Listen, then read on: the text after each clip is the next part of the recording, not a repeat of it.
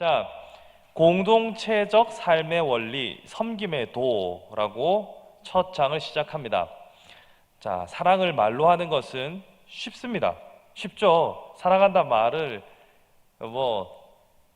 어떻게 말로 하는 거는 정말 어렵지 않습니다. 그런데 그 사랑을 실천하는 것은 생각보다 많은 에너지가 소모되고 힘이 들고 고민도 많이 해야 합니다.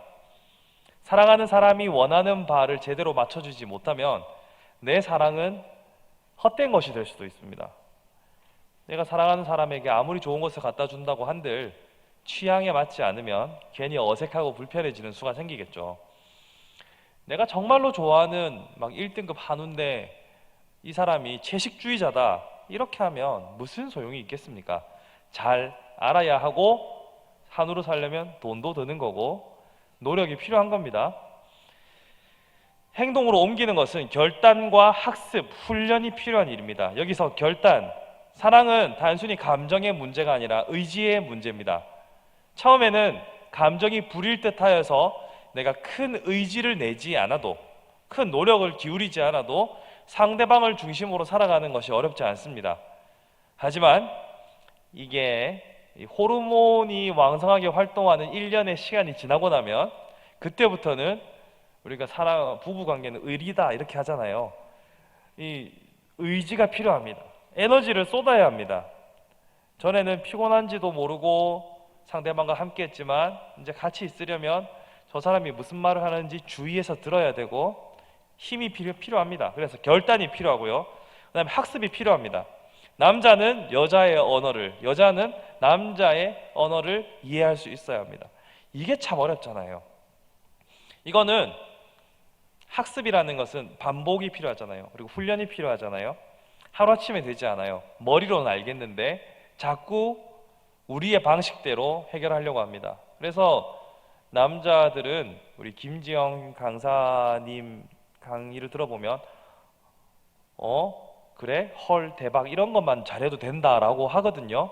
근데 남자들은 듣다 보면 뭔가 자꾸 해결을 해주려고 하는 이 습성을 바꾸는 것이 쉽지 않습니다. 이 말을 하는 의도가 지금 답을 달라는 건지 그냥 닥치고 들으라는 건지 남자들은 구별이 안 가요. 그래서 훈련이 필요하고 학습이 필요한 거죠. 반대로 여성들도 남성에 대해서 훈련이 필요합니다. 우리 여성 동지 여러분, 남성들은 여러분들의 감정의 배수구가 아닙니다. 거기에 다 쏟아내면 반드시 무언가로 돌아옵니다. 남편이 화병에 걸려 죽든지 아니면 주먹이 날라오든지 그럴 수도 있습니다. 그렇기 때문에 사랑을 실천하기 위해서는 학습이 필요하고 훈련이 필요하고 결단도 필요합니다. 자, 그러면 저번 시간에는 형제 사랑에 대해서 단순히 내가 한 성도로서 다른 성도와 어떻게 관계하고 교제할 것인가, 우리가 한 몸이다, 한 지체다, 한 성령 안에서 같이 입양된 양자다, 이런 주제를 가지고 다루었습니다. 그러면 오늘은 공동체 안에서 우리가 어떻게 사랑을 실천할 것인가에 대한 실전편이라고 할 수 있습니다. 자, 그러면 공동체를 중심으로 이 섬김의 도를 한번 살펴보도록 하겠습니다. 자, 1번 하나님 사랑과 형제 사랑. 여러분 요한복음 3장 16절과 요한 1서 3장 16절을 한번 찾아보겠습니다. 요한복음 3장 16절은 제가 안 찾아도 여러분들이 다 외우실 테니까 요한 1서 3장 16절을 한번 보겠습니다. 방송실에서는 요한 1서 3장 16절을 준비해 주시고요.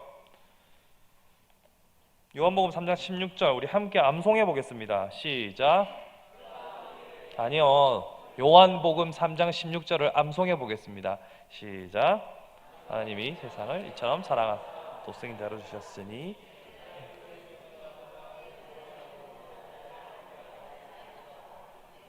이런 건 1대1로 물어봐야 되는데 묻히죠. 자, 그러면 요한 1서 3장 16절 말씀을 함께 읽어보겠습니다. 시작.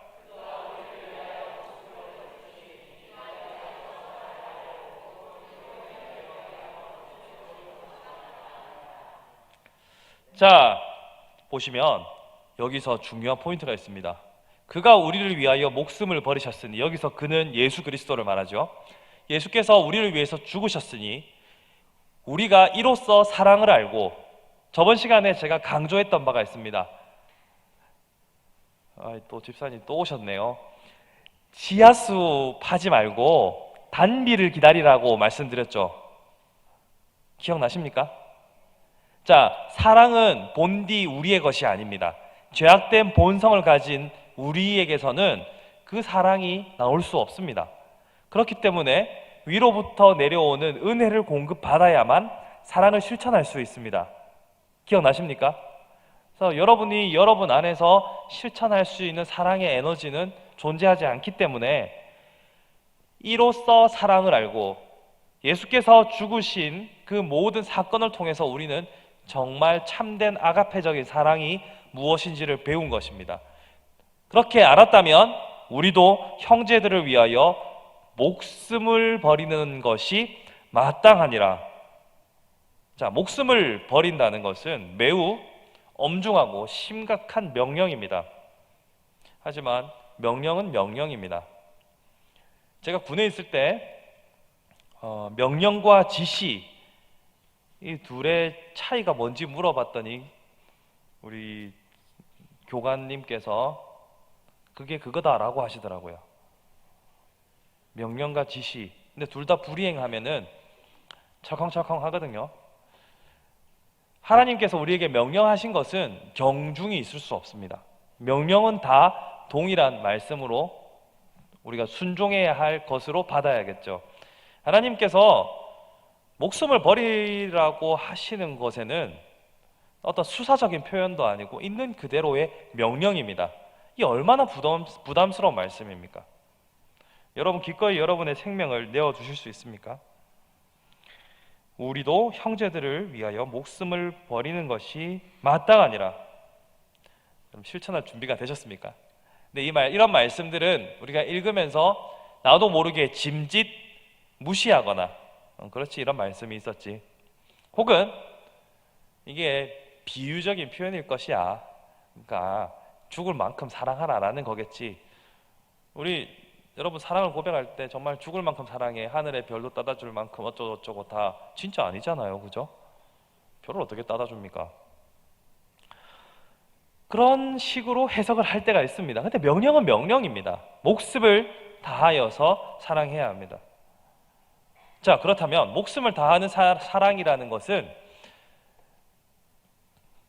분석해보면 상대방을 위해서 희생을 하는 것을 말하는데, 희생 중에서 가장 값진 것을 희생한다는 의미입니다. 여러분 가진 것 중에 여러분 생명보다 귀한 것이 있습니까? 여러분의 목숨보다 더 귀하게 여기는 것이 어디 있을까요? 물론 지금은 뭐라고 말할 수 있습니다. 저는 제가 가지고 있는 애장품들이 저 목숨보다 귀합니다. 제가 사랑하는 누군가가 제 목숨보다 귀합니다 라고 말씀하시지만 정작 죽을 위기가 오면요, 목숨부터 부지하기 바쁩니다. 저는 명예가 죽음보다 중요합니다 라고 말하지만 목에 칼이 들이대어지면 명예고 뭐시고 일단 살고 봐야 되겠다는 생각이 먼저 들 것입니다. 여기서 목숨을 내어준다는 것은 내가 가지고 있는 가장 귀한 것을 기꺼이 희생할 준비를 한다는 의미로도 이해할 수 있습니다. 즉 서로 형제간에 사랑하기 위해서 희생할 각오와 준비가 되어 있지 않다면, 희생에 대한 아무런 대책이 마련되어 있지 않다면 우리의 사랑은 거짓이 됩니다. 자, 눈에 보이는 형제를 사랑하지 않으면서 어떻게 보이지 않는 하나님을 사랑할 수 있습니까?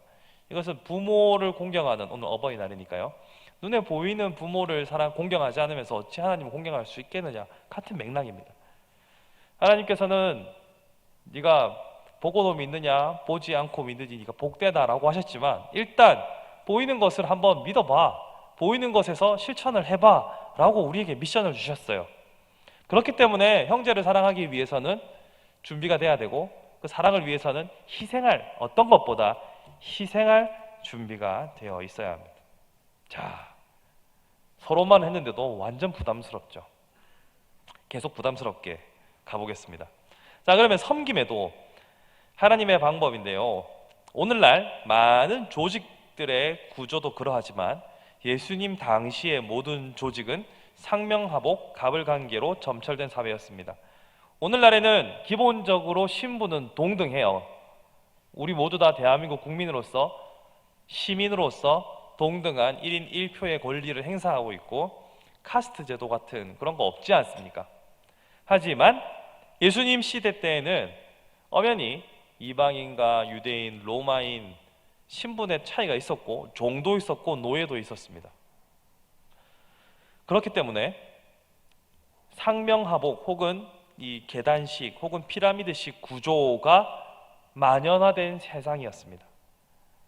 이런 세상을 향하여서 예수님께서는 세상 방식과 다르게 더 낮은 곳으로 내려가라, 더 낮은 곳으로 가라고 명령하십니다. 마태복음 20장 25절부터 28절까지의 말씀을 한번 찾아보겠습니다. 함께 읽어보겠습니다. 시작.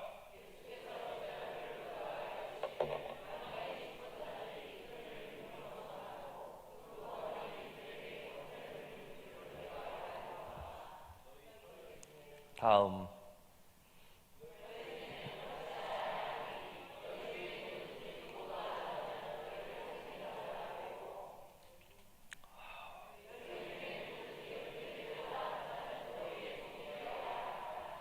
자, 25절부터 한번 펴주세요. 25절에 보시면 이방인들 집권자들이 임의로 주관하고, 그냥 주관하는 게 아니라 임의로 자신의 마음대로 자기 입맛대로 주관을 한다라고 하죠. 그리고 그 고관들이 그들에게 권세를 부리는 줄을 너희가 알거니와. 우리 이 권세를 부린다라는 말을 오늘날의 표현으로 하면 갑질입니다. 맞죠? 비정상적으로 권력을 행사하는 것을 갑질이라고 합니다.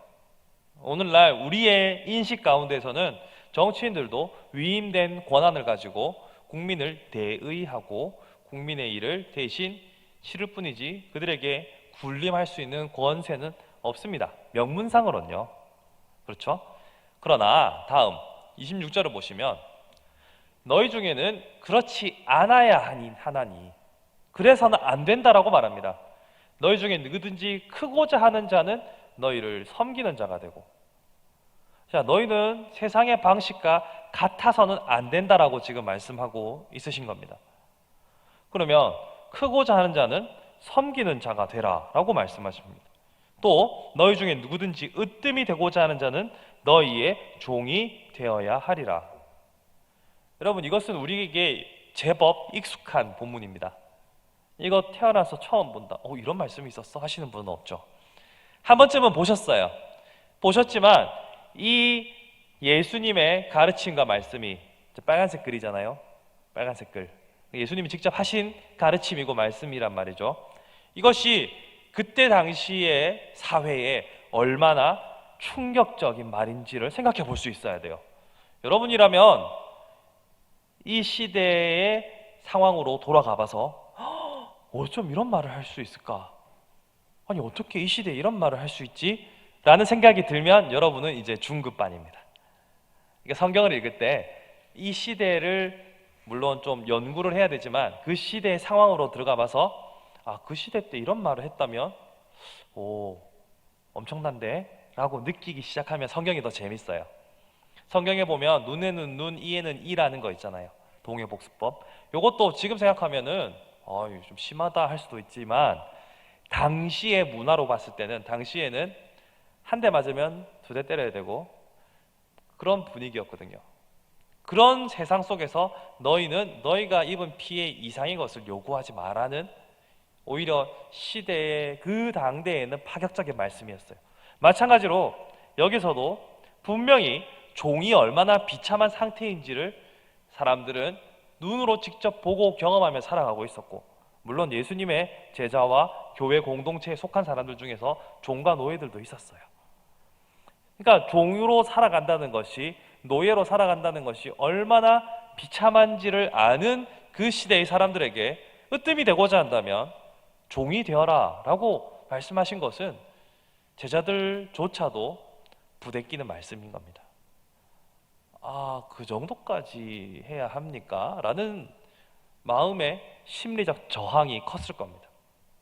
그럴 수밖에 없죠.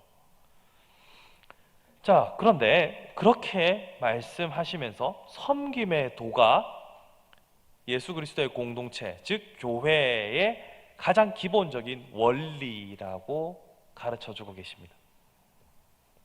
자, 이는 피라미드 구조로 되어 있는 세상과는 전혀 반대로 되어 있는 거꾸로 된 나라입니다. 물론 오늘날에는 개인과 개인의 평등을 많이 이야기하고 있지만 기업 문화를 보시면 결코 아닙니다. 이익이 연관되어 있는 집단에서는 이렇게 수평적인 관계가 유지될 수 없어요. 미국에서나 그런 나라들에서 구글이나 또 아마존 같은 회사들에서는 서로 상당히 막 동등한 관계에서 자유롭게 하는 것 같죠. 그렇지만 결국 서로의 연봉을 계약할 때 주체와 객체는 엄연히 분리되어 있어요. 그렇지 않습니까? 여러분, 근무 환경이 아무리 좋은 회사를 간다고 하더라도 결국 나에게 급여를 지급하는 자와 나는 받는 자, 서로의 입장과 위치는 변하지 않습니다. 내가 창업을 하지 않는 이상. 그렇겠죠? 세상은 이렇게 서로와 서로와의 관계가 대등하기를 바라지만 현실은 그렇지 않습니다. 그렇기 때문에 예수께서 말씀하시는 섬기는 공동체라는 것은 세상에 존재할 수 없습니다. 글쎄요, 어떤 동호회 같은 건 있을 수 있겠죠? 근데 그것도 순수하진 않아요. 제가 동호회 활동을 한번 해보니까요, 그들의 섬김은 다 개인의 이익을 위함이었습니다. 어떻게 하면 꼬셔볼까라는 흑심을 가지고서 열심히 섬기는 그런 폐해들도 많이 봤습니다. 그 산악회가 불륜의 온상이라고 하는 것은 여러분도 많이 들어보셨을 겁니다. 저는 산악회는 아니었고요, 자전거 동호회. 어쨌든 교회는 이처럼 섬김을, 서로 간의 섬김을 통하여서 그 구조가 유지되는 구조라는 사실을 기억하셔야 됩니다. 그러면 교회 직분을 계급처럼 여기는 이상한 문화가 한국 교회는 있습니다. 맨 위에 목사, 그 밑에 장로, 안수집사, 그 밑에 권사집사, 이렇게 권찰 해가서 어떤 계급화된 구조로 생각하시는 분들이 있어요. 그래서 장로가 꼭 되고야 말리라, 이번에 안수집사가 꼭 되고야 말리라, 권사투표 내가 꼭 되고야 말리라 라는 열정을 보이시는 분들이 있습니다. 그런데 교회에서 말하는 직분은 그런 신분상의 어떤 계급상의 구조가 아닙니다. 성경에 가르치는 바와는 정면으로 배치되는 것입니다. 어떤 자는 목사로, 어떤 자는 집사로, 어떤 자는 장로로 하나님이 교회 가운데 직분을 주셨지만 그 직분을 따라서 힘을 주장하라고, 권위를 누리라고 만들어주신 자리가 아닙니다. 오히려 직분이 커질수록 더욱더 무거운 책임감을 가지고 더욱더 섬기라는 거죠. 그래서 제 아는 친구는 어느새 안수집사, 저도 놀랐습니다. 제가 목사 된 것도 모르고 제 친구가 안수집사 후보에 올라갔다고 해서 많이 당황했습니다.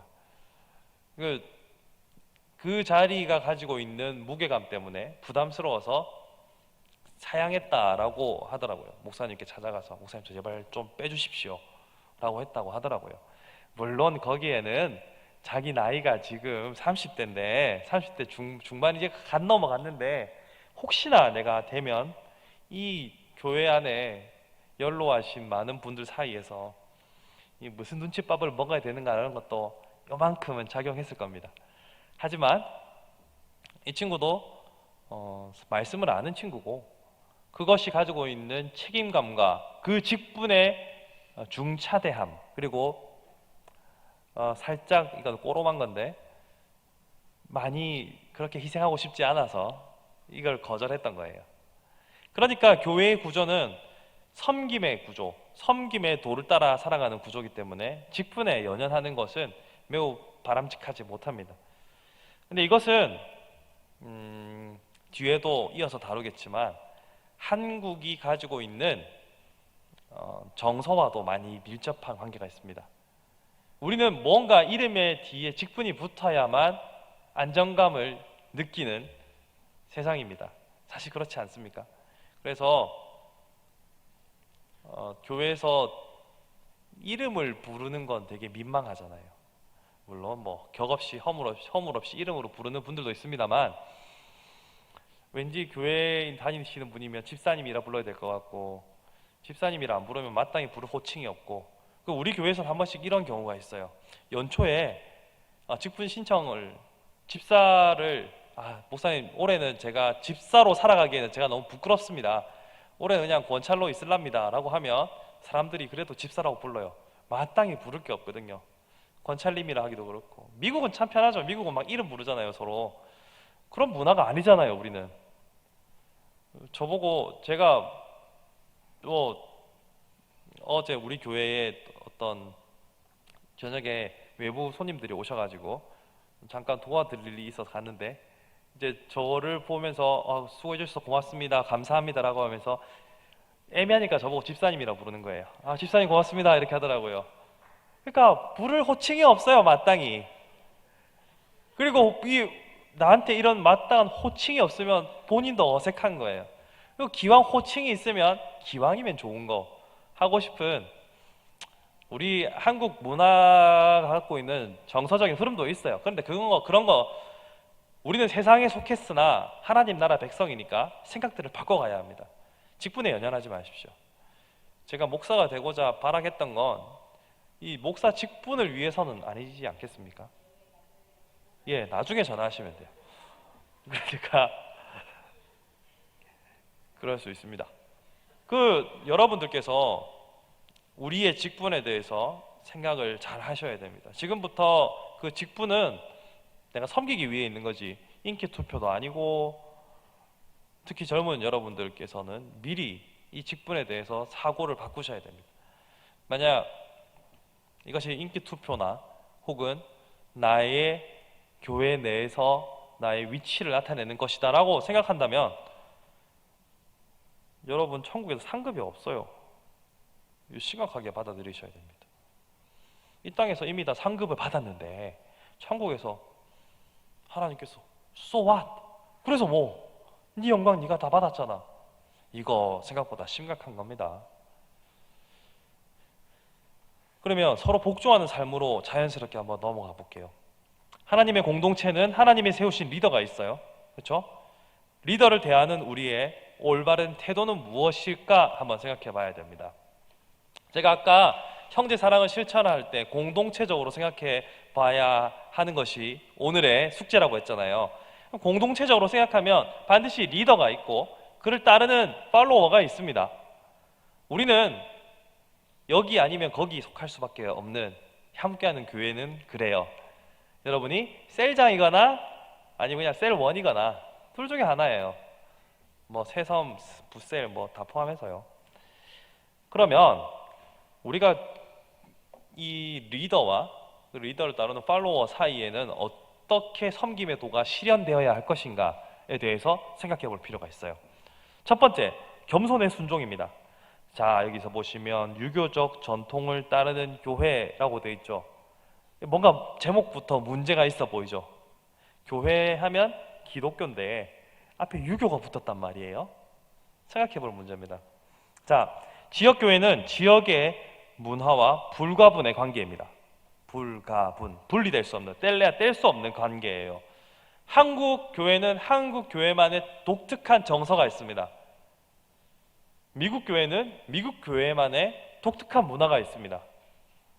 스위스 교회는 스위스 교회만의 독특한 문화가 있겠죠. 그들이 어떤 문화의 차이를 나타내는가는 그 사회가 어떤 문화를 가지고 있는가를 통해서 예측해 볼 수 있습니다. 자, 그러면 한국 교회는 유교 전통에서 비롯된 무조건적인 순종을 강요하는 문화가 존재합니다. 상명하복, 장유유서가 뿌리 깊이 뿌리 내리고 있죠. 그래서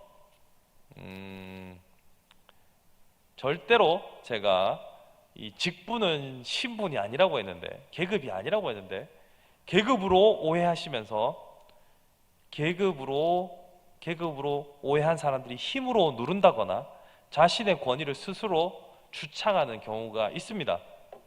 있었습니다. 저도 많이 봤습니다. 제가 전도사 때 장로님들 중에서 그런 분들이 좀 간혹, 자주는 아니고 만나 뵙기도 했습니다. 어디 장로가 말하는데 전도사 나부랭이가, 이런 말도 들어봤습니다. 뭐 전도사는 나부랭이 맞아요. 전도사는 여기서 시키면 이거 해야 되고 저기서 시키면 이거 해야 되고, 일단 나부랭이 수준은 맞습니다. 그런데 우리는 이것이 성경이 말하는 원리인지 아니면 우리의 문화가 우리를 길들인 방식인지 사실 좀 생각을 해봐야 돼요. 높은 직분에 오를수록, 그러니까 어쨌거나 안수 집사 또 장로가 되려면 몇 번의 투표를 거쳐야 되는 거니까 어렵게 올라갔다 하더라도 그것이 하나님께서 지금 나에게 더 섬김의 도를 실천하라고 주신 엄중한 요구로 듣지 못하면, 이것을 내 명함의 한 줄로 생각하기 시작하면요, 우리는 이 땅에 속해 있잖아요. 한국 땅에. 한국의 정서를 따라서 군림하려고 합니다. 처음엔 안 그렇겠죠. 근데 시간이 지나면 지날수록 내가 장로인데, 내가 셀장인데, 내가 팀장인데, 내가 디렉터인데 라고 됩니다. 저도 그렇겠죠. 내가 목사인데 막 이렇게 되겠죠. 제가 만약 조금만 더 사고가 굳었다면 어제 저보고 아유 집사님 고맙습니다라면 목사입니다 이렇게 했겠죠. 갑자기 목소리 깔고. 근데 제가 평소에 입고 다니는 거 여러분 아시잖아요. 후드티에 청바지 입고 다니니까 뭐 그렇게 보라고 그렇게 입는 것도 있어요. 어디 가서 목사 소리 들으면 되게 불편하거든요. 뭐 그래서 그런 것도 있지만, 우리가 한국 문화 속에 살아가고 있기 때문에 한국적인 정서를 따라서 이런 권위적인 생각을 가질 수가 있어요. 근데 이것은 성경적이지는 않다는 걸 여러분이 아셔야 돼요. 내가 그래도 이 교회 짬밥이 몇 년인데 라는 생각을 갖기 시작하는 순간 우리는 성경으로부터 한 걸음 스텝백 뒤로 물러서게 되는 거예요. 지금 내 포지션이 어딘지를 잘 봐야 돼요. 그래서 우리는 항상 겸손해지려고 해야 됩니다. 어린 사람들만, 나이가 젊은 사람들만 겸손을 배워야 되는 것이 아니라 성도라고 이름 지워진 모든 사람들은 겸손을 향해서 달려가야 합니다. 또한 목사가 하나님의 뜻에 위배되는 내용을 가르칠 때는 겸손하게 질문해야 합니다. 목사도 사람인지라 틀릴 때가 있습니다. 실수할 때도 있습니다. 저도 하다가 틀린 것이 있으면 여러분들이 저한테 말씀해 주셔야 돼요. 다만 겸손한 자세로. 제가 이렇게 말하니까 너무 그렇네요. 책을 읽어 드릴게요. 이런 거는 책을 팔아야 제가 좀 변명할 거리가 생깁니다. 그죠? 우리는 좀 찌질하다. 그냥 갈게요. 우리는요, 그 목사가 가지고 있는 이 직분에 대해서 좀 엄밀하게 생각하실 필요가 있어요. 성경에 보면 모세가 이방 여인이랑 결혼했잖아요. 부득이하게.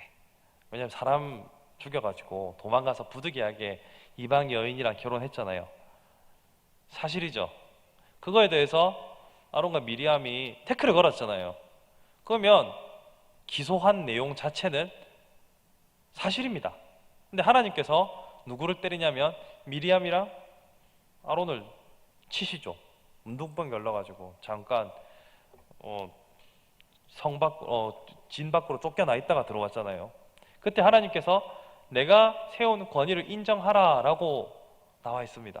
그래서 우리는 목사의 권위를 매우 중요하게 생각합니다만 무소불가침의 영역은 아니에요. 만약 말씀에 비추었을 때 하나님의 뜻과 다르다라고 생각이 든다면 물을 수 있어야죠. 왜냐하면 성경에 말하는 공동체는 서로 섬기는 공동체이기 때문에 겸손한 마음으로 물을 수는 있어야 합니다. 다만 그것이 싸우자 이런 방법이 아니라 겸손하게. 겸손의 다른 또 한 얼굴은 사랑이거든요. 그럼 사랑한다면 겸손한 자세로 물어야죠. 그렇게 해서 해결을 보셔야 돼요. 근데 목사님이 혼자서 다 감당 못하니까 부교육자들한테도 각 교구 담당 부목사님들한테 물어보시면 보다 신속하게 안건이 처리될 수도 있습니다. 어찌됐든 겸손한 자세를 유지하면서 틀린 것은 틀렸다라고 말할 수 있어야 합니다. 그것이 건강한 교회요, 교회다운 교회입니다. 자, 반대의 극단도 있습니다. 자, 주 안에서 한 형제 자매니까 목사와 성도가 동일하다는 입장이 있습니다. 옛날에 이런 우스갯소리 있었잖아요. 아버지가 교회를 갑자기 다니기 시작해서 아들을 데리고 갔더니 아들이 어느 날 갑자기 아버지 보고 형님이라고 불렀어요. 왜 다 형제 자매라면서요, 아버지. 이런 우스갯소리가 있었어요, 옛날에. 뭐 그렇게 오해할 만도 하잖아요. 이 사람은 아버지인가 형제인가, 뭐 이 사람은 아내인가 자매인가, 뭐 이렇게 막 헷갈릴 때가 있잖아요.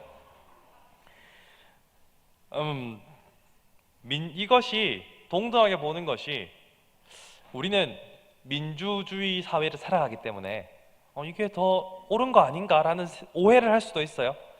근데 민주주의는요, 성경의 원리를 많이 가져오긴 했지만 민주주의 자체가 꼭 성경적이라고 할 수는 없습니다. 그러니까 민중의 뜻이 하나님의 뜻보다 위에 설 수는 없는 거죠. 그러니까 민주주의는 많은 이들의 의견을 대변하고 비교적 효율적으로 다수의 의견을 수용하는 것에는 효과적입니다만, 다수의 뜻이 하나님의 뜻과 언제나 일치하다는 보장이 없기 때문에 우리는 민주적인 방식을 택하면서도 동시에 하나님의 뜻을 우선순위에 둘 수 있는 영적인 안목이 필요합니다. 이것을 병행해서 같이 가기 위해서는 군중의 생각으로만은 이 균형을 잡기가 어렵습니다. 하나님의 뜻과 대중의 뜻을 분별할 때에는 반드시 영적 지도자의 도움이 필요합니다. 우리는 집단이 가지고 있는 광기에 대해서 생각해 볼 필요가 있습니다. 집단적으로 광기가 나타날 때가 있거든요. 여러분, 독일 사람들을 한 명 한 명 만나보면 상당히 준법 정신이 뛰어나고 그 나름대로 윤리적인 기준을 가지고 살아가는 사람들도 있을 테지만, 그들이 집단적으로 광기에 휩싸였을 때는 아우슈비츠에서 수많은 유대인들을 학살했습니다. 그리고 전 세계를 전쟁의 소용돌이 가운데 몰아넣기도 했습니다. 하지만 지금 오늘날의 독일은 유럽의 그 어떤 나라들보다 높은 수준의 도덕적 가치를 주장하고 빈민과 난민을 수용하는 데 가장 적극적으로 나서는 나라 중에 하나입니다. 메르켈 총리가 1년에 수용하는 난민의 수가 유럽 전체에서 가장 많다고 하니까 집단이 우수한 혹은 도덕적 우위를 점할 수도 있지만 집단적으로 광기를 나타낼 수도 있어요. 그렇기 때문에 우리의 공동체가 민주적인 것으로만 보는 것이 아니라 리더를 통해서, 리더에게 순종하는 자세를 통해서 하나님의 뜻이 이루어질 수 있도록 하는 것에 집중해야 합니다. 자, 이게 말은 쉬운데 이 양극단 사이에서 중도를 지키는 것은 매우 어렵습니다. 그러니까 마냥 권위만을 따라가는 것도 위험하고 대중의 뜻을 마냥 따라가는 것도 위험합니다. 그러면 그 중간을 어떻게 지켜내느냐? 그것은 교회가 얼마나 성경을 바르게 이해하고 있는가가 결정합니다. 그러니까 대중이라고 표현하니까 그렇죠. 성도 집단이 말씀을 바르게 이해하고 있으면 지도자가 잘못된 길을 갈 때 붙잡는 버팀막이 됩니다. 바람막이가 될 수 있습니다. 또한 반대로 지도자가 바르게 서 있으면 대중이 흔들릴 때 이 성도들의 집단을 바른 길로 인도할 수 있는 참된 목자가 될 수 있습니다. 반대의 경우도 생길 수도 있습니다. 그렇기 때문에 목자는 목자 나름대로 하나님의 음성을 듣는 연습과 말씀을 바르게 이해하는 훈련이 필요하고, 열심히 할게요. 성도는 성도들 나름대로 하나님의 뜻을 분별하기 위한 말씀에 대한 지식을 쌓아가야 합니다. 그래서 말씀이 없으면 방자히 행하게 됩니다. 여러분, 모든 셀 안에서 나누는 이야기들의 기준은 항상 말씀이어야 합니다. 여러분의 경험과 여러분의 생각과 여러분의 가치관이 셀 나눔의 방향을 잡지 않도록 늘 주의하셔야 합니다. 이것은 성경적인가? 이것은 옳은가?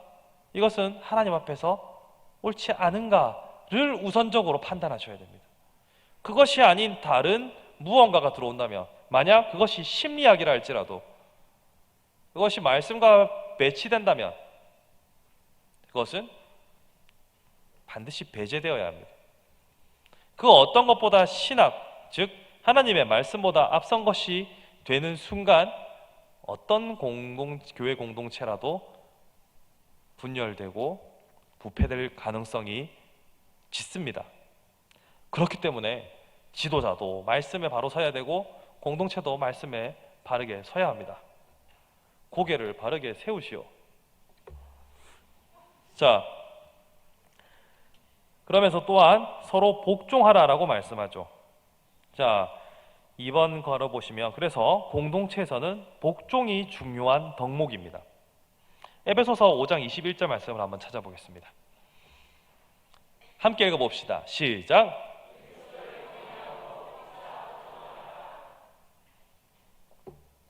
피차 복종하라.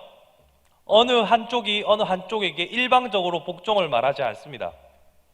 섬김의 도를 실천함에 있어서 피차 복종하라라고 말합니다.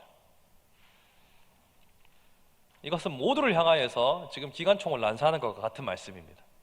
피차 복종하라. 그러면 이렇게 질문하는 사람이 있겠죠. 저 사람은 나한테 복종 안 하는데 나도 복종해야 됩니까?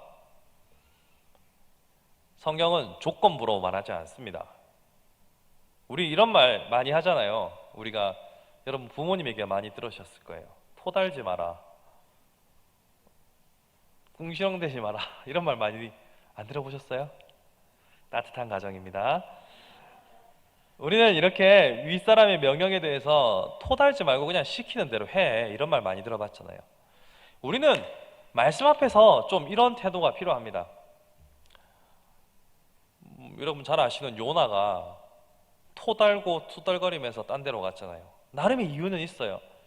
그리고 그 시대적 배경을 보면 짐짓 이해는 됩니다. 여러분 1940년에 여러분을 향하여서 일본에 가서 회개하라고 외쳐라라고 하나님께서 명령하신다면 여러분은 가시겠습니까? 차라리 나를 죽여주옵소서 라고 하실지도 모릅니다. 요나도 나름의 이유가 있었습니다. 여러분, 이유 없는 무덤이 없다고 토를 달려면 한도 끝도 없습니다. 근데 하나님의 명령은 있는 그대로, 특히 이렇게 짧게 단문으로 되어 있는 문장은 우리가 빼도 박도 못하는 거예요. 피차 복종하라. 그러면 상대가 복종하지 않는다 하더라도 나는 일단 복종하는 거예요. 이게 어렵죠. 예수께서 말씀하셨습니다. 70번에 7번씩 용서하라. 저 사람은 난 용서받은 기억이 별로 없는데 용서하려니까 정말 죽을 맛인 거죠. 내가 좀 용납되고 용서받았던 기억이 많은 사람은 그래도 용서할 수 있습니다. 근데 나는 짜다라 용서하고 싶은 마음도 없고 의지도 없고 한데 용서하라고 하니 우리가 미치는 거 아닙니까? 근데 잘 생각해 보시면 여러분 이미 큰 용서를 한번 받은 사람입니다. 계속 용서받고 용납받은 사람들입니다. 우리 아버지 하나님께요. 마찬가지로 하나님께서는 우리에게 복종하셨습니다. 우리의 명령에 따라서 하신 게 아니라 섬김의 도로 가장 낮은 자리에서 우리를 위해 죽어 주셨습니다. 그렇기 때문에 우리는 그 말씀에 순종해서 복종해야 합니다. 리더의 자리에서 성도에게 사랑으로 복종하고 성도는 겸손의 옷을 입고 리더들에게 순종해야 합니다. 세상의 법을 넘어서 피차 복종하는 새로운 공동체가 될 때 세상과 다른 대한 공동체가 될 수 있습니다. 여러분, 우리 대한 공동체, 세상에서 볼 수 없는 새로운 대한 공동체가 되어야 합니다. 그것이 우리 다음 세대를 준비하는 함께하는 교회입니다 라고 말할 때 어떤 대안을 갖고 계십니까? 제가 너무 전곡을 찔렀나요? 여러분 생각하는 대안은 무엇입니까?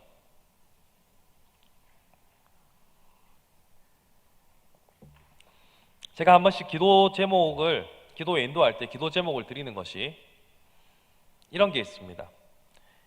서로 사랑함으로 이 사랑의 소문이 널리 퍼지는 교회가 되게 해달라고. 함께하는 교회 하면 사랑하는 교회가 되게 해달라고 기도 제목을 올렸었습니다. 앞으로도 할 거예요. 자, 그러면 사랑은 뭘로 증거합니까? 사랑은 서로 복종하고 서로를 섬기는 모습에서 사랑이 나타나는 거지 않습니까? 그렇기 때문에 우리는 세상의 법은 꼭 용서하지 않아도 돼요. 내가 누군가에게 피해를 받았잖아요. 그렇게 해서 고소하잖아요. 고소 취하하지 않는다고 해서 누구도 비판할 수 없습니다. 그러나 우리는 예수께서 원수도 사랑하라 라고 하셨기 때문에 이것이 거룩한 부담감으로 우리 안에 있는 거예요. 고소를 취해야 되나 말아야 되나, 하나님 저 이거 그냥 밀고 가면 안 될까요? 막 이런 고민을 하잖아요. 꼭 취하지 않는다 하더라도 그렇게 치열하게 고민하는 삶 자체가 성도다운 겁니다. 그러므로 우리가 세상에 대한 공동체가 되려면 우리가 뜨겁게 신분의 고하 없이 또 직분의 고하 없이 서로가 서로를 향하여서 뜨겁게 사랑하며 섬기며 배려하는 모습이 세상에서 볼 수 없는 대안이 될 수 있는 거죠.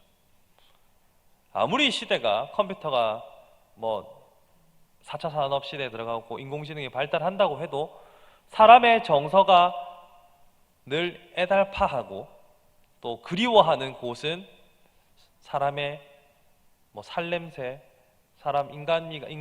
사람다운 냄새, 그런 것들을 찾게 돼 있잖아요. 근데 그런 것들은 가면 쓰고 어느 정도는 할 수 있지만 궁극적으로 목숨까지 다하여서 아까 요한 1서 3장 16절에 나와 있는 것처럼 죽기까지,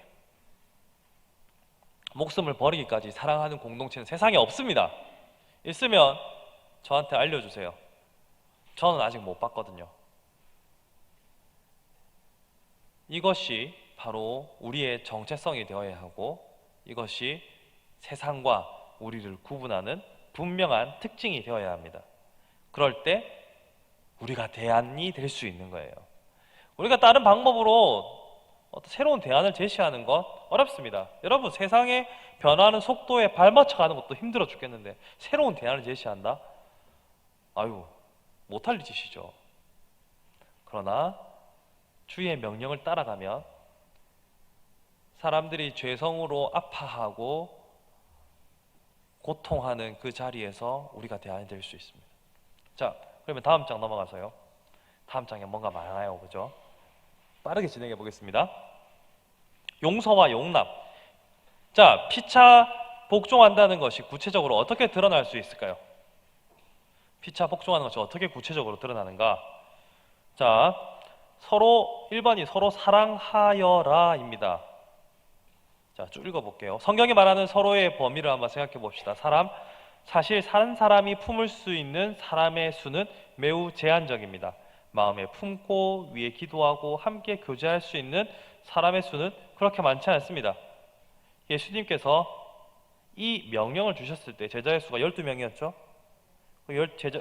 서로 사랑하라 했을 때 서로의 대상은 12명입니다. 그래서 나 빼고 11명 맞죠?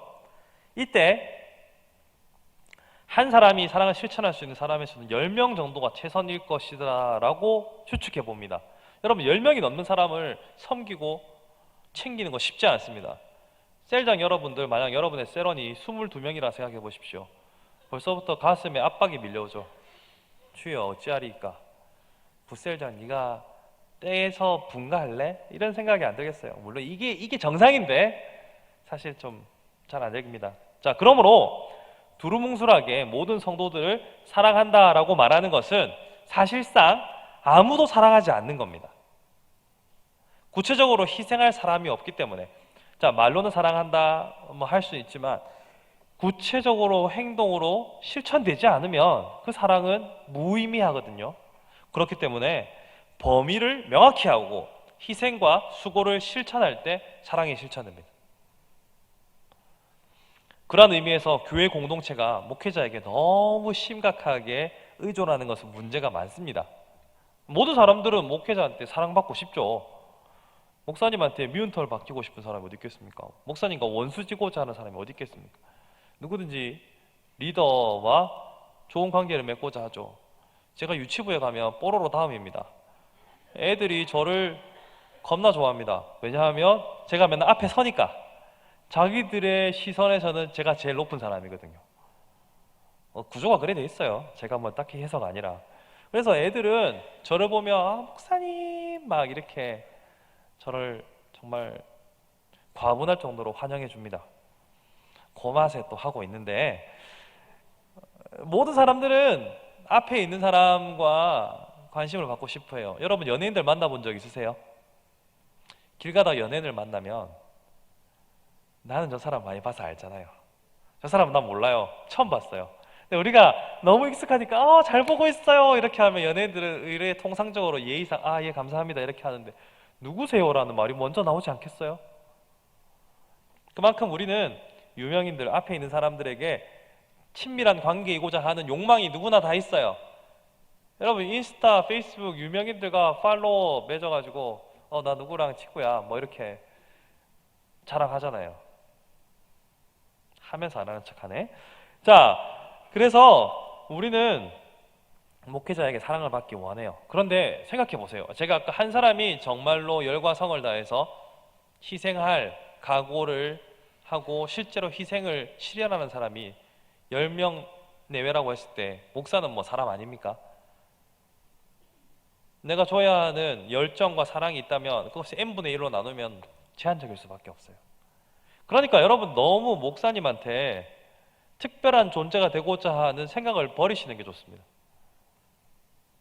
너무 훅 들어왔나요? 근데 사실 그래요. 보세요. 목회자도 사람이기 때문에 한계가 있고 오히려 성도들이 서로 사랑해야 합니다. 이것이 저의 이 발언이 얼마나 큰 파장을 불러일으킬지 모르겠으나 김형국 목사님 말입니다. 우리는 우리의 셀이라는 요 울타리 안에서 서로 구체적으로 사랑을 실천하는 연습을 통해서 각 셀과 셀들이 사랑의 공동체를 이뤄나가는 연습을 해야 돼요. 내가 목사님에게 특별한 존재가 되고자 한다라고 하는 순간 여러분은 시기와 질투의 대상이 될 수 있습니다. 안 그렇겠어요? 그런 열망을 가진 사람들이 본인만 있을까? 아니죠. 다른 사람도 있을 거 아닙니까? 그럼 내가 목사님에게 특별한 존재가 되고자 하는 열망을 비치는 순간 여러분은 수많은 적을 양산할 수도 있습니다. 본의 아니게. 그렇죠? 그럼 목사에게 여러분이 가장 공급받고자 해야 하는 열망은 그런 특별한 인간적인 관계에서 오는 것이 아니라 말씀을 통해서 하나님께서 내게 주시는 말씀이 무언가, 설교를 통하여서 하나님께서 내게 주시는 말씀이 뭔가. 목사는 파이프거든요. 통로거든요. 이 통로를 통해서 내게 주는 말씀이 무엇인가에 집중하셔야 됩니다. 물론 저도 여기 말고 다른 교회에 있을 때 부교육자들이 여러 명 있으면 특별한 부교육자가 되고 싶은 생각도 없지는 않았습니다. 근데 그것이 중요한 게 아닙니다. 지금 내가 직접 관계하는 사람들과 어떤 사랑을 실천하고 있는가에 집중하셔야 됩니다. 그래서 이렇게 사랑하는 공동체가 있다면 교회의 규모가 아무리 커져도요, 이 사랑하는 끈끈함으로 각 구성원들이 뭉쳐져 있는 거예요. 그게 건강한 교회입니다. 교회 크기와 상관없이 각자가 희생하고 사랑할 대상이 있는가가, 좀 더 구체적으로 말하면 내가 정확하게 누구를 향하여서 사랑을 실천해야 되고 누구를 위해서 희생해야 하는지가 명확하게 정리되어 있는 교회가 건강한 교회인 겁니다. 그렇게 점조직들이 사랑으로 끈끈하게 뭉쳐있는 그런 실천력이 우수하다면 교회가 아무리 커져도 그 안에 속해 있는 사람은 평안함과 안정감과 소속감과 기쁨과 즐거움과 성도의 교제의 기쁨을 누리지 않겠어요? 반대로 교회가 100명 정도 있다 하더라도 누군가가 담임 목사와의 관계를 독점하려고 하고 그 서로가 여기서 말하는 예수께서 말씀하셨던 그 서로의 사랑이 실현되지 않으면 외로운 교회가 되는 거예요. 사람이 아무리 적어도 외로워지는 거예요. 다시 한번 말씀드립니다. 저도 목사니까 목사를 독점하려고 하지 마십시오. 반드시 여러분에게 도구로 돌아옵니다. 물론 목사님을 통해서 목사님과의 친밀한 교제를 통해서 얻는 부분도 있겠지만 시기하고 질투하는 사람들이 생길 수도 있단 말이에요. 누군가를 실족해 하거든 연자맷돌을 메고 뒤지세요라고 성경이 말하잖아요. 내가 누군가를 실족하게 할 수도 있다는 사실을 염두하고 행동하는 사람을 지혜롭다라고 말합니다. 성경이 말하는 지혜는 다른 게 아닙니다. 내 하나의 행동이 다른 지체들에게 어떤 파급을 줄 것인가를 생각하고 행동하는 자가 바로 지혜로운 사람입니다. 그런 의미에서 여러분이 속한 셀에서 주님 왜 저한테 이런 사람을 붙여주셨습니까? 라는 생각은 여러분 매 셀 라이프 때마다 하시잖아요. 그럴 때마다 서로 사랑하라라는 말씀을 기억하셔야 됩니다. 내가 나랑 마음 맞는 옆 교구 어떤 셀에 누군가와 계속 그 사람을 더욱더 사랑해야지. 그 사람이랑 이미 마음이 맞았으면 내가 노력 안 해도 사랑되잖아요.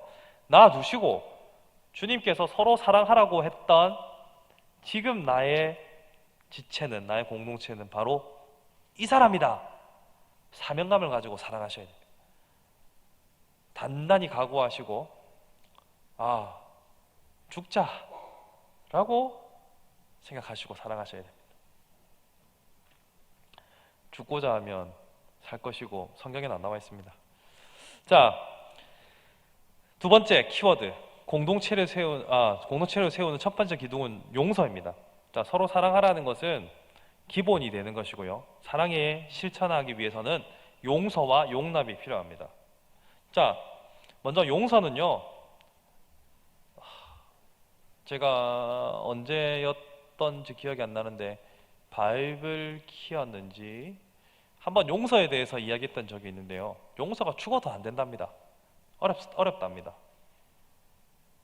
당연한 걸 왜 물어봅니까? 용서가 쉬운 분 없죠. 여기서 용서라고 하면 너무 범위가 폭넓으니까 원수를 용서하실 수 있는 분 없잖아요. 내 아들을 죽인 강도를 용서할 수 있는 분, 제가 아들이 없기 때문에 아들이라고 말씀드렸습니다. 여러분, 우리는 용서라는 것이 진짜 어렵습니다. 근데 용서해야 할 대상도요, 사실 멀리 있지 않아요. 아까 서로는 가까운 울타리라고 했잖아요. 멀리 있는 사람은 용서할 일도 없습니다. 그렇지 않습니까? 여러분, 한 번도 셀라이프에 겹쳐보지 않았고 한 번도 말 섞어보지 않은 다른 성도를 용서할 일이 있습니까? 어디? 얼굴만 알아요. 얼굴만 알아. 그 사람에게 내가 용서해줘야 할 일이 뭐 있겠습니까? 없죠. 자, 여기 본문에 보시면 가까워지면 문제가 보이기 시작합니다. 상대방의 흠이 보이기 시작합니다. 그렇죠? 부부로 살기 시작하면 그때부터 문제투성이인 배우자를 발견하게 되는 겁니다. 이런 사람이었나? 예, 원래 그런 사람이었습니다. 그런 사람들과 함께 살기로 선택한 것은 당신의 선택입니다. 다시 돌아가서 가까이 가면 더 많이 보여요. 가까이 가면 상처받을 일도 더 많습니다. 아주 멀리 떨어져 있으면 상처받을 일이 없어요. 사실 용서는 그래서 어렵습니다. 누군가를 용서한다는 것은, 근데 용서하지 않는다는 것은 여기 나와 있는 것처럼 불편한 사람과 동거하는 것과 같은 일이라고 합니다. 자, 우리가 용서를 못하고 있으면 분노의 마음이든 저주의 마음이든 하여튼 이 불편한 마음을 가지고 그 사람을 내 안에 품고 사는 거잖아요. 계속 이 사람을 묵상하고 생각하고 떠올리고 막 하는 거잖아요. 제가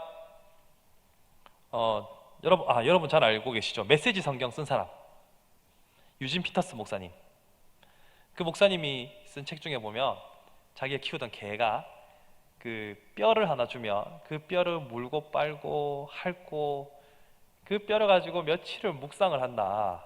우리가 말씀을 볼 때도 그렇게 샅샅이 핥고 품고 씹고 즐겨야 된다라고 말씀하셨거든요. 마찬가지예요. 우리가 미워하는 그 사람을 날마다 묵상하고 생각하면서 이 불편한 동거를 하게 되는 거죠. 근데 용서를 해버리면 이제 그 사람이 이제 집 나가는 거예요. 이렇게 생각하면 빨리 용서하셔야겠죠. 말은 쉬운데 어렵습니다만 이분 말이 그렇다는 거죠. 우리의 마음의 집에서 내보내야 합니다. 그래서 성경은 용서를 할 수 있는 방법으로 피차 불쌍히 여기라 라고 말하죠. 불쌍히 여기면 용서할 수 있다. 여기서 불쌍히 여기는 방법이 있습니다. 저한테 여러 번 들으신 분도 있겠지만, 자, 다이아몬드를 깎는 것은 다이아몬드라고 했죠. 사람을 깎는 것은 사람입니다. 내가 깎일 필요가 없으면 그 악역이 필요하지 않았어요. 내가 다 다듬어졌으면 더 이상 나를 깎을 필요가 없습니다. 근데 여러분, 다이아몬드를 커팅하기 위해서 다이아몬드를 쓰면 원석도 깎이고 깎는 다이아몬드도 깎여요. 그렇죠? 마찬가지로 나라는 사람을 깎기 위해서 다른 사람을 쓰면 나도 깎이고 이 사람도 깎입니다. 내가 성장하고 성숙해 있으면 이렇게 굳이 자기가 스크래치를 입으면서 나를 다듬을 도구로 쓸 필요가 없는 거예요. 이런 관점으로 보면 불쌍히 여겨지기 시작합니다. 내가 똑띠 했으면 이 사람이 굳이 악역으로 안 쓰여도 되는데 내가 아직 모자라서 그렇구나 라는 마음으로 피차 불쌍히 여기기 시작하면, 그래, 니도 불쌍고 나도 불쌍타 라고 하면 우리는 용서할 수 있는 기회가 보이기 시작하는 거예요. 요셉이 그랬잖아요. 형님들이 자기를 팔았지만 하나님께서 이 날을 위함이 아니겠나이까 하고 했잖아요. 여러분, 요셉이 되었다 생각해 보십시오. 다 죽었어 오늘 니들. 내가 너를 찢어 죽일까 발라 죽일까 튀겨 죽일까 온갖 생각을 다 하겠습니까? 너무 잔인한가요? 좀 잔인하긴 하네요, 튀기는 거는.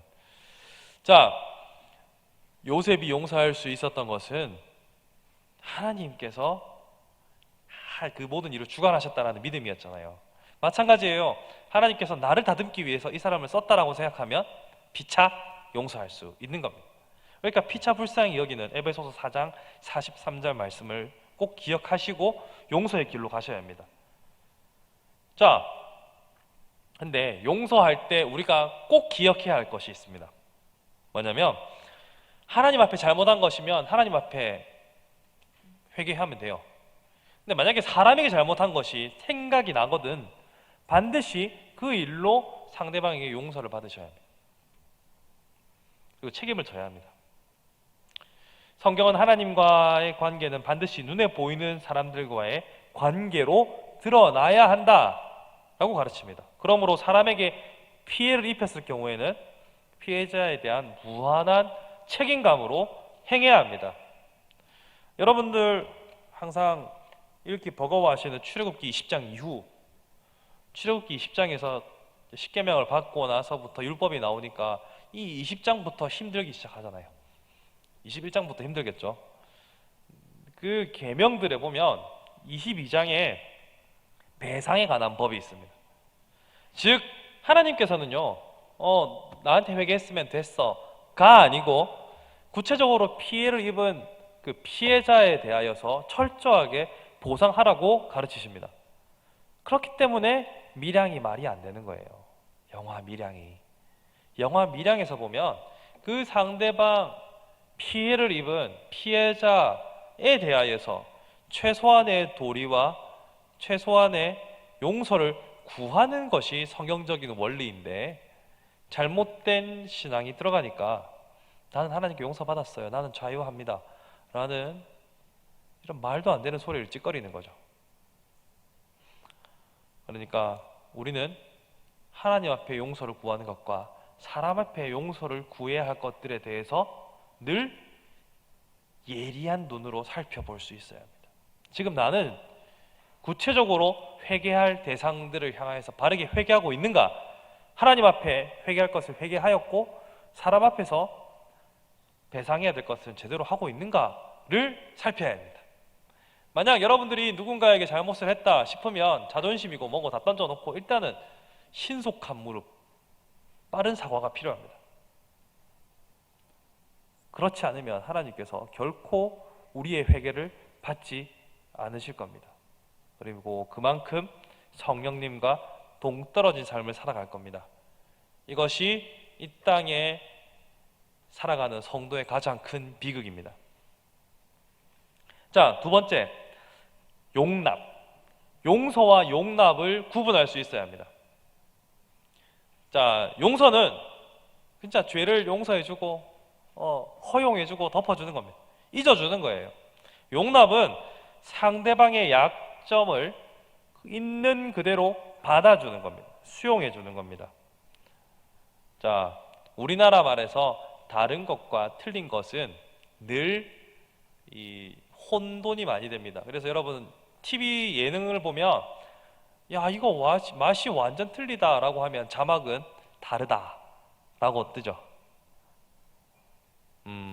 그래요. 다른 것은 같지 않다는 말이고 틀린 것은 옳지 않다라는 말입니다. 맞죠? 영어는 분명하게 서로 구분이 잘 되는데 different랑 wrong이랑 딱 구분이 되잖아요. 근데 이게 다르다 틀리다는 비슷해가지고 사람들이 혼동을 많이 해요. 근데 의미를 혼돈하는 만큼 우리는 실제로도 많이 혼돈하며 살아갑니다. 우리와 다른 것에 대해서 잘 수용을 못합니다. 여러분 사람이 다 같습니까? 아니요, 다릅니다. 여러분 우리 함교 안에서 얼마나 다양한 사람들이 살아갑니까? 그런데 서로가 서로의 다른 차이점들을 죄성이라는 이름을 갖다 붙여가지고 여러분이 셀 안에서 만약 정죄하신다거나 비난하신다면 심각한 위기를 맞을 수 있습니다. 우리는 우리와 다르다고 해서 꼭 틀렸다라고 하는 것에 대해서 습관적으로 변화를 시도해야 합니다. 여러분 옳고 그름을 판단하는 단 하나의 기준은 말씀밖에 없고요. 그 말씀도 얼마나 많은 해석들이 있는지 몰라요.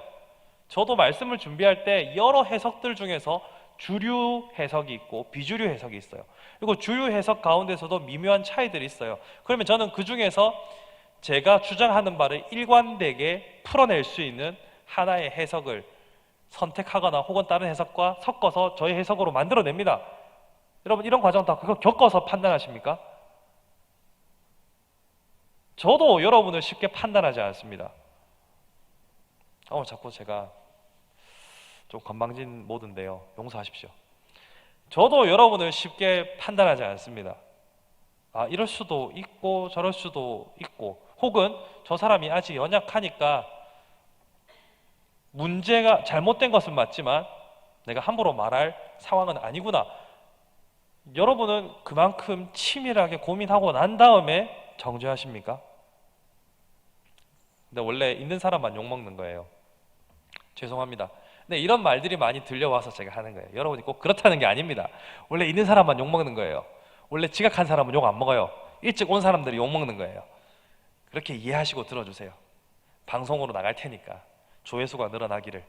아무튼 우리는 우리와 조금만 다르면 불편하고 어색합니다. 이것은 한국 문화와도 연결이 되어 있어요. 우리는 비교적 단일 민족으로 이루어져 있잖아요. 그래서 여러분들이 길거리에 가다가 외국인을 만나면 한 번 더 쳐다보게 되어 있어요. 아직까지는. 그리고 우리와 조금만 생각이 다르면 적응을 잘 하지 못합니다. 변화에 익숙하지도 않고요. 그래서 다른 것이 틀린 것이 되는 경우가 참 많습니다. 아니에요. 다른 것과 틀린 것은 다릅니다. 따라오고 계시죠? 그렇기 때문에 우리는 다른 사람의 행동과 어떤 실수나 잘못이나 어떤 우리 눈에 거슬리는 것들에 대해서 좀 더 치밀하게 고민하고 심사숙고한 다음에 입을 열어야 됩니다. 이것이 앞에 제가 말씀드렸던 또 다른 차원에서의 지혜입니다. 여러분, 우리는 모든 판단을 대부분 말씀으로 한다고 생각하지만 사실 우리의 대부분의 판단은 우리의 경험에 기초합니다. 해보니까 아니더라. 해보니까 아니더라. 여러분, 우리가 경험할 수 있는 경우의 수는 매우 제한적입니다. 그렇기 때문에 늘 겸손한 마음으로, 두렵고 떨리는 마음으로 다른 사람들을 평가하는 것을 최대한 미루십시오. 여러분, 선악간에 판단 안 하셔도 됩니다. 최대한 보류하십시오. 선악간의 판단은 하나님께서 하실 겁니다. 제가 옛날에 했던 설교 중에 알곡과 가라지를 구분하는 것도 마지막 날 하나님의 천사들이 할 일이지 우리가 할 일이 아니라고 했습니다. 여러분, 너무 평가하고 판단하고 하지 마십시오. 여러분한테 유익하지 않습니다. 다를 수도 있습니다. 여러분과 밥 먹을 때 말하면 안 되는 집안도 있고, 밥 먹을 때 이야기 수다 떨고 교제를 나누는 집이 있습니다. 어느 집이 맞습니까? 이건 질문 자체가 틀린 겁니다. 이것은 맞고 틀리고의 문제가 아닙니다. 다를 수 있다니까요. 이런 수용성과 이러한 다양성을 보는 눈이 없으면 우리 교회는 확장할 수가 없습니다. 새로운 신자가 왔을 때 우리의 경험을 벗어나는 조금만 다른 사람이 와도 우리는 결코 수용할 수 없습니다. 어떻게 받아들이실 건데요? 처음에는 새 신자니까 조금 받아주는 척 가면 쓰고 보실 수 있겠죠. 그러다 조금 더 시간이 지나고 자꾸 그러면 안 돼, 그러면 안 돼, 그러면 안 돼 행동을 제약하기 시작하면 갑니다. 입장 바꿔 생각해 보십시오. 여러분이 부득이하게 지역을 옮겨서 다른 교회로 가게 됐는데 그 교회에서 지난 나의 삶을 부정한다 생각해 보십시오. 가시겠습니까? 그 교회? 교회가 입밖에 없나? 이 말 안 나오겠어요? 우리는 다른 것과 틀린 것을 구분할 수 있어야 됩니다. 그러니까 용납하는 공동체가 되어야 합니다. 우리가 용납하지 못하는 이유는 두려움 때문입니다. 다른 것을 받아들이려면 내 체력도 필요하고 나도 변화가 필요하거든요. 나의 변화가 두렵기 때문에 다른 이의 다름을 인정하지 못하는 것이 우리의 연약함입니다. 언제까지 그 연약함에 머물러서야 되겠습니까? 우리가 좀 더 유동적이고 좀 더 경청하는 자세로 수용하면서 말씀에 대한 판단은 말씀을 맡은 자들에게 맡겨놓고 오히려 어떻게 내가 섬김의 도를 실천할 수 있을까에 집중하는 것이 중요합니다. 그래서 묵상 질문으로 넘어가면 겸손과 권위는 함께 공존하기가 매우 어렵죠. 이 둘이 공존하는 공동체가 참된 하나님의 공동체입니다. 근데 이 둘이 가능하게 하는 기본적인 원리는 무엇일까? 또 두 번째, 용서와 용납이 실현되는 공동체를 만들기 위해서 나는 어떤 사람이 되어야 할까? 이 질문을 가지고 여러분 돌아가셔야 합니다. 여러분, 용서와 용납을 가로막는 가장 중요한 것은 두려움이라고 했습니다. 두려움은 변화에 대한 두려움도 있을 수 있고 내가 알고 있던 가치 체계가 무너질 거에 대한 두려움도 있습니다. 내가 큰 자가 되면 수용할 수 있습니다. 내가 큰 자가 되지 못하면 절대 수용하지 못합니다. 여러분, 그릇이 이만한 그릇이 있으면 이 그릇보다 작은 것밖에 수용하지 못합니다. 근데 다라이가 되면 더 많은 그릇을 수용할 수 있겠죠. 이 고급진 표현 다라이. 예? 여러분이 확장되지 않으면 많은 사람을 품을 수가 없습니다. 여러분이 확장되지 않으면 서로 사랑하는 것에 걸림돌이 너무 많이 생깁니다.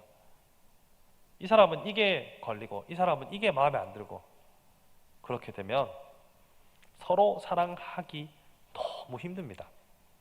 말씀은 사랑하라고 하는데 하나님 쟤 빼고 사랑할게요. 이게 우리의 본심 아닙니까? 뿐만 아니라 1번 묵상 질문을 잘 생각하셔야 됩니다. 겸손과 권위는 함께 공존하기가 힘듭니다. 겸손하면서 내가 직분을 가졌어요. 그러면 이 직분을 가지고 겸손하게 섬기는 거 공존하기가 어렵습니다. 뭐 장로가 됐든 완수집사가 됐든 뭐가 되고 나면 처음에는 겸손하게 시작을 하지만 계속 그것을 유지한다는 것은 어렵습니다. 이 사람이기 때문에 어쩔 수 없습니다. 인정합니다. 인정하지만 이게 공존하는 것이 교회 공동체입니다. 이거 실패하는 것이 세상 공동체예요. 참된 하나님의 공동체가 가능하도록 이 둘을 가능하게 하는 기본적인 원리는 뭘까요? 답을 제가 말씀드리진 않겠습니다. 한번 고민해 보십시오. 어떻게 해야 겸손과 또 권위가 함께 공존할 수 있을까? 대략 머릿속에 답이 있으실 겁니다. 어떻게 권위가 형성되는가를 생각해 보시면 답을 찾을 수 있습니다. 일주일 동안 여러분이 고민하셔야 할 것은 바로 이겁니다. 겸손과 권위가 어떻게 공존할 수 있을 것인가? 또 용서와 용납이 실현되기 위해서 나는 어떤 사람이 되어야 할 것인가? 제가 답을 다 드릴 수도 있지만 이렇게 매일매일 고민하셔야 내 것이 됩니다. 고민하기 시작하는 순간부터 우리는 자랍니다. 고민하는 순간부터 구체적인 삶의 변화의 지점들을 찾을 수 있습니다. 한 주 동안 치열하게 고민하시고 저한테 와서 답을 말하지 않으셔도 됩니다. 고민하면서 여러분 스스로가 보다 장성한 지혜로운 성도로 살아갈 수 있기를 바랍니다.